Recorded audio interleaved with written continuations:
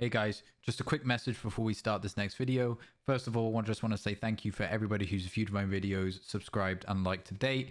Be sure to hit that subscribe button down below for more future videos. Hit the like button, hit that little bell button, do whatever you got to do to make sure you get notified the next time I release a video.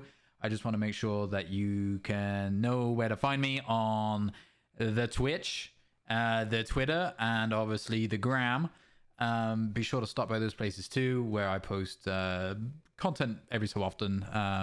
But enjoy the next video. I appreciate it, and I will see you on the next one. Let's get into it.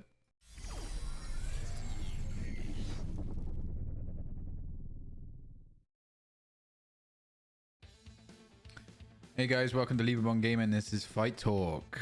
So today I want to talk to you about maybe a slightly controversial topic within the UFC community, and maybe more specific to the lightweight division. So this is the 5 reasons why Islam Makhachev is not the next Khabib or lightweight champion. Now, I'm going to start with number 1. And just before I jump into it, before people jump down my neck about what I do and do not know, this is solely an opinion. This is solely my view on things.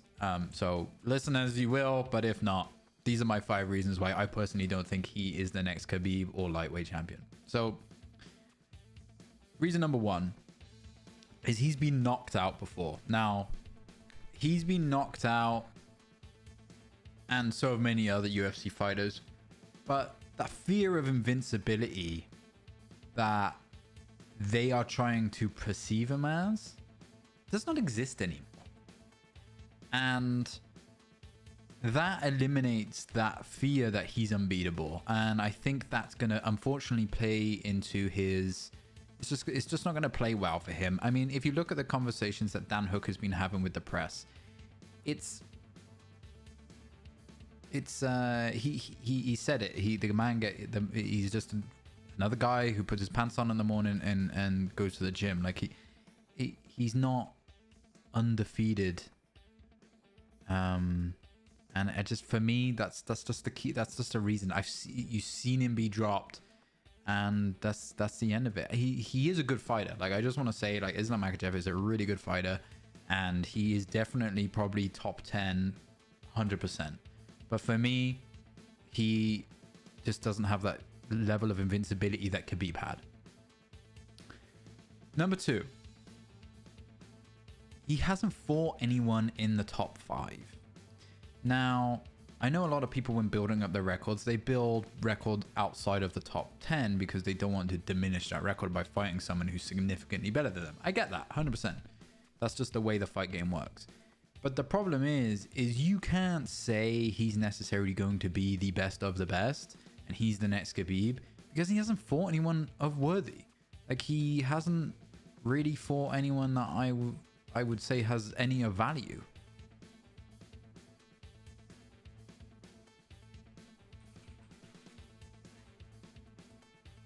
So, I mean, just quickly looking back, he fought Diego Moises, not sure that's how you spell his name, and he ran it on round 4.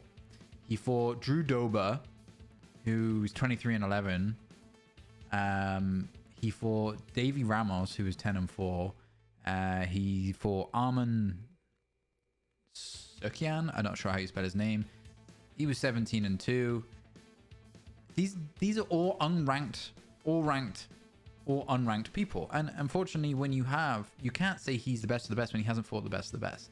Now, even if I talk about Khabib didn't actually fight.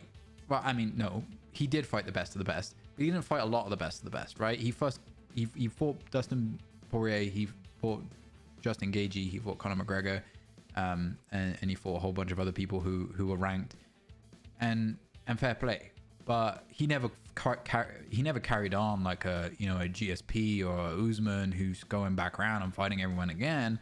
It's like that mindset of that group of MMA fighters that's under Khabib, who is under his dad, have this mindset of they are the best, even though they haven't really fought significantly. And I mean, for them, it's a great mindset to have. They make lots of money, they become famous, but for Islam Makhachev's side of things, like, he needs to show his ability that he can beat the elite of the elite. Because I mean, when you look at the UFC lightweight division,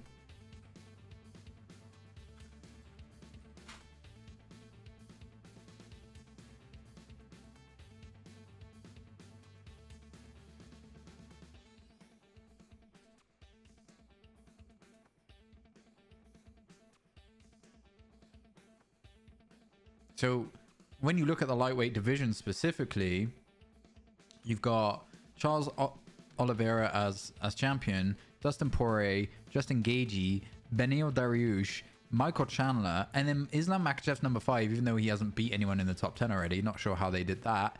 You got Dan Hooker, Tony Ferguson, Rafael Dos Anjos, who was nearly tried to fight him 3 times and that's failed.